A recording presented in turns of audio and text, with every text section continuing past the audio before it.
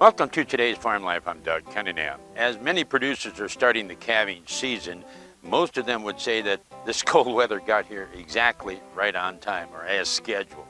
Most producers are equipped to handle this kind of condition, but I just thought I would revisit exactly how much work it can be. I stopped and talked to Lori Repenning of Blacktop Farms just south of Mitchell, and she told me right off the start, it's 24/7, 7 days a week until you push through to the other side. Calving this time of year is a challenge for sure.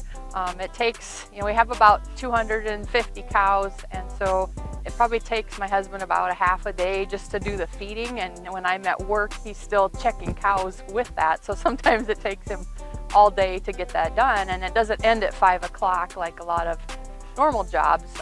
When it's these below zero temps, we probably have to check cows close to every hour, hour and a half to make sure that we don't lose one if it's born outside. We don't have enough barn space for everybody to be inside, so it takes a lot of work, 24 hours a day.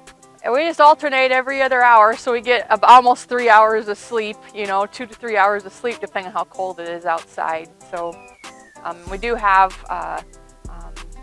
Mitchell Tech student that does help us out a little bit in the evening some nights as well. So. According to Lori, although the calving process can be long and exhausting, there are losses. She said, unfortunately, it just seems to be part of the game here in South Dakota.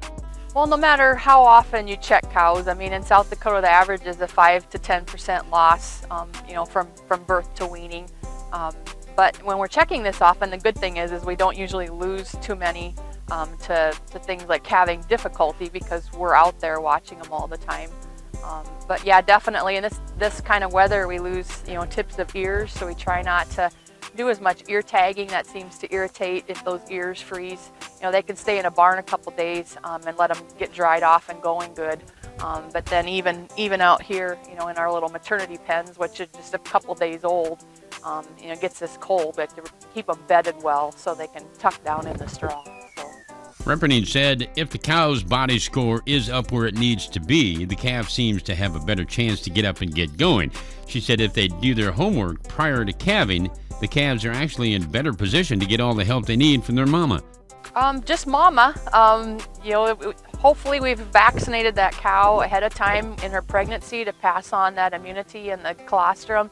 Colostrum's probably the most important part that they get because that gives them an immune system. They're a little bit different than like a human baby where it gets passed through the blood. They have to drink that first milk of the cow to get that immunity. Generally they do fine, so they're pretty tough once they get dried off.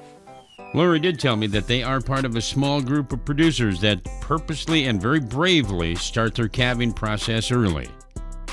Probably the purebred people that sell breeding stock to the commercial man are the only ones calving right now because we're trying to get a little bigger bull to turn out on those cows. So we're just trying to get a couple extra months of age on them. So that's probably the most people. But the other thing is some people choose to calve in January because they farm in April and May.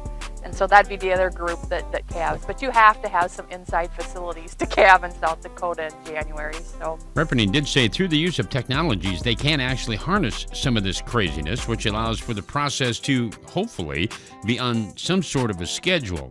We artificially inseminate every cow on the farm, and usually we do about 50 to 60 every week.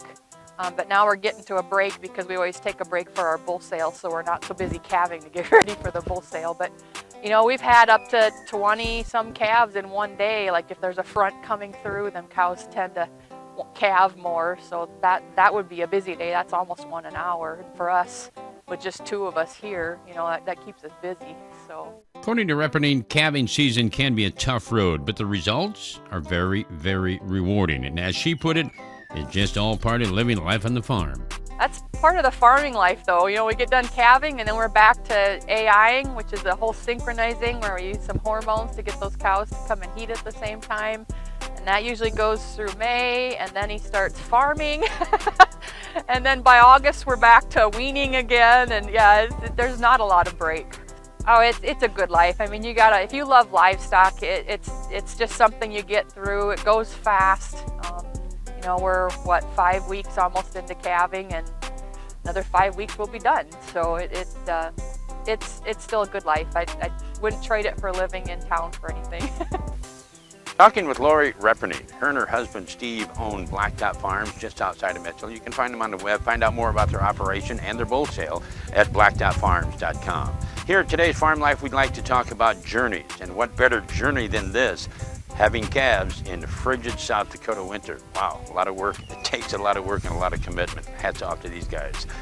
Remember, feel good about what you do today, although it might be a little more work than normal in the frigid cold weather. Feel good about what you do today, because what you do today is very, very important. Until next time, I'm Doug Cunningham.